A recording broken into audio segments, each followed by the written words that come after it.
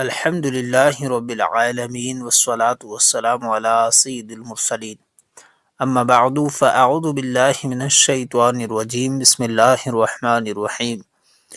کروڑوں مالکوں کے امام عاشق مدینہ امام مالک بن انس اور عظیم تابعی بزرگ حضرت حسن بصری رحمۃ اللہ علیہما جیسے جلیل القدر ہستیوں کے استاذ محترم حضرت ربیعہ بن ابو عبد الرحمن رحمۃ اللہ علیہ ابھی اپنی امی جان کے پیٹ میں ہی تھے کہ ان کے والد محترم حضرت ابو عبد الرحمن فروخ رحمۃ اللہ علیہ بنو امیہ کے دور خلافت میں سرحدوں کی حفاظت کے لیے جہاد کی غرض سے خراسان چلے گئے۔ چلتے وقت آپ اپنی زوجہ کے پاس 30,000 دینار چھوڑ کر گئے۔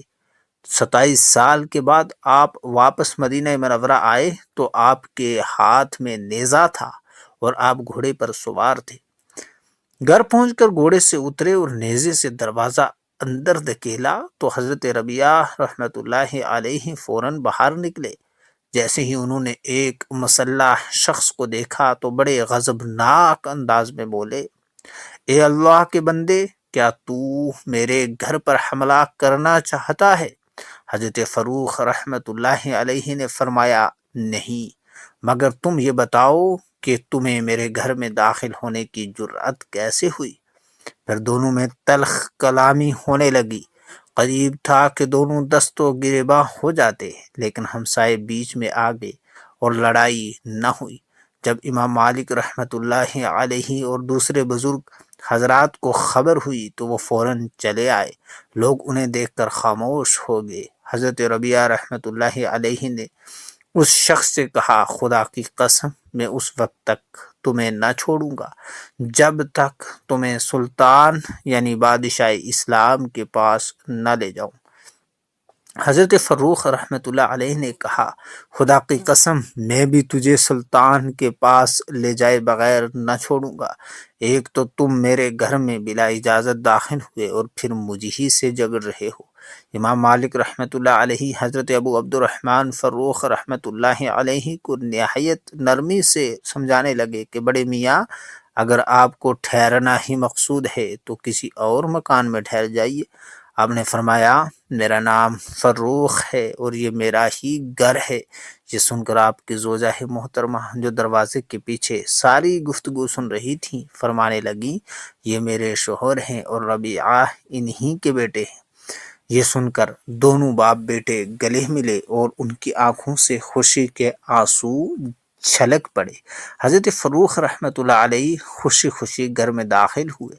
جب اطمینان سے بیٹھ گئے تو کچھ دیر بعد ان کو وہ 30,000 اشرفیاں یاد آئیں جو روانگی کے وقت بیوی کو سونپ گئے تھے۔ چنانچہ بیوی سے پوچھا کہ میری امانت کہاں ہے؟ سمجھدار بیوی نے عرض کی، میں نے انہیں سنبھال چھوڑا ہے۔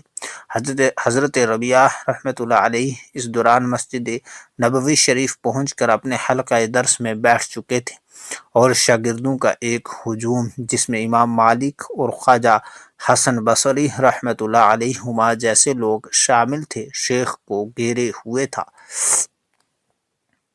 حضرت فروخ نماز پڑھنے کے لیے مسجد نبوی شریف میں گئے تو یہ منظر دیکھا کہ ایک حلقہ لگا ہوا ہے اور لوگ بڑے ادب و توجہ سے علم دین سیکھ رہے ہیں اور ایک خوب روح نوجوان انہیں درس دے رہا ہے۔ آپ قریب گئے تو لوگوں نے آپ کے لیے جگہ کشادہ کی۔ حضرت ربیعہ رحمۃ اللہ علیہ سر جھکائے ہوئے بیٹھے تھے، اس لیے آپ کے والد محترم انہیں پہچان نہیں سکے اور حاضرین سے پوچھا، علم کے موتی لٹانے والے یہ شیخ الحدیث کون ہیں؟ لوگوں نے بتایا، یہ ربیعہ بن ابو عبد الرحمن ہیں۔ یہ سن کر انتہائی خوشی کی حالت میں ان کی زبان سے یہ جملہ نکلا کہ لقد رفع اللہ ابنی، یقیناً اللہ رب العزت نے میرے بیٹے کو بڑا عظیم مرتبہ عطا فرمایا ہے۔ پھر خوشی خوشی زوجہ کے پاس آئے اور فرمایا، میں نے تمہارے لخت جگر کو آج ایسے عظیم مرتبے پر دیکھا کہ اس سے پہلے میں نے کسی علم والے کو ایسے مرتبے پر نہیں دیکھا۔ زوجہ محترمہ نے پوچھا، آپ کو اپنے 30,000 دینار چاہیے یا اپنے بیٹے کی یہ عظمت و رفعت؟